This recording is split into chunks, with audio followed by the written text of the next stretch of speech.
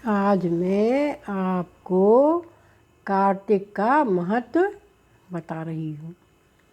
एक गांव में बहुत सारी महिलाएं इकट्ठा होकर कार्तिक स्नान करती थीं और स्नान करने के बाद पीपल के पेड़ के नीचे बैठकर और पथवारी माता की रोज़ कहानी कहती थीं। पथवारी माता की कहानी के लिए दूध, दही और फल वगैरह ले जाती थीं और ले जाके पथवारी माता की पूजा करती थीं। वहाँ पे फूल चढ़ाती, दूध चढ़ाती, दही चढ़ाती और बहुत सारे फल चढ़ाती थीं और रोज़ कहानी कहती थीं। उसी पीपल के पेड़ में एक डायन रहती थी। वह सुबह सुबह जब औरतें जाती तो पीपल की डाल पर बैठ जाती और पथवारी माता की कहानी सुनती और जो दिन होता उस दिन की भी कहानी सुनती। और जब सब औरतें चली जाती तो वह नीचे आती और दही, दूध और फल वगैरह खा लेती। इसी तरह उसका जीवन व्यतीत हो रहा था। बहुत अच्छे से दिन निकल रहे थे। 1 महीना पता ही नहीं चला कि कब व्यतीत हो गए। और औरतें जिस दिन पूर्णमासी थी उस दिन बातें करने लगीं कि चलो हमारा 1 महीना का व्रत बड़े अच्छे से पूरा हो गया।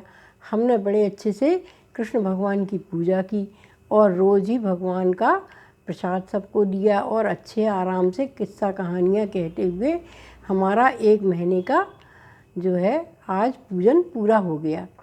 अब हम कल से नहीं आएंगे। यह सुनकर वो जो डायन थी वह घबरा गई कि ये तो कल से नहीं आएंगी महिलाएं, तो मैं क्या खाऊंगी। तो वह घबराहट में डाल से नीचे आ गई और नीचे आ गई जब तो महिलाओं ने देखा कि अरे ये तो डायन है, इसके तो बड़े बड़े दांत हैं, बिखरे हुए बाल हैं और ये तो कपड़ा भी नहीं पहने हैं, इसके पैर भी उल्टे हैं, ये तो डायन है। तो सभी महिलाएं चीखने लगीं। उसमें एक वृद्ध महिला भी थी। उसने कहा कि देखो भाई, अब चिल्लाने से तो कुछ होगा नहीं, ना डरने से कुछ होगा।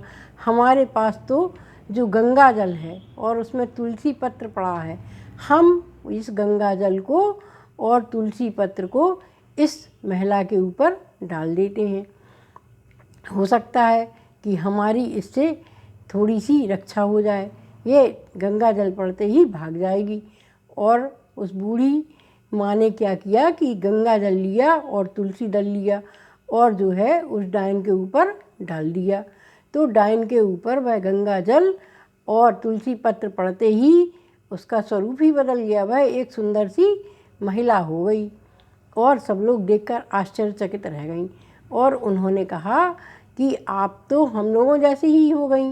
बोले हाँ, हम 1 महीने से आपका प्रसाद रोज़ खा रहे थे और रोज़ ही हम आपका फल भी खा लेते थे और आपकी कहानियाँ भी सुनते थे। और आज जो आप लोगों ने 1 महीने का व्रत किया और उसका जो फल आप लोगों को मिला गंगा जल और तुलसी दल डालने से, हमें इस प्रेत योनि से मुक्ति मिल गई। अब हम इस योनि से मुक्त हो गए हैं और अब हमारा कल्याण हो जाएगा। तभी विष्णु लोक से विमान आया और विमान में उस चांडाल औरत को बिठा लिया, उस डायन को, और वह वैकुंठ लोक को चली गई। क्योंकि उसने तो सब महिलाओं से 1 महीने तक किस्सा कहानियाँ सुनी थीं और सबका सत्संग किया था और रोज़ ही उसने भोग प्रसाद खाया था और उसको मोक्ष मिल गया तुलसी और गंगा जल से। तो हमें बड़े श्रद्धा से कार्तिक स्नान करना चाहिए।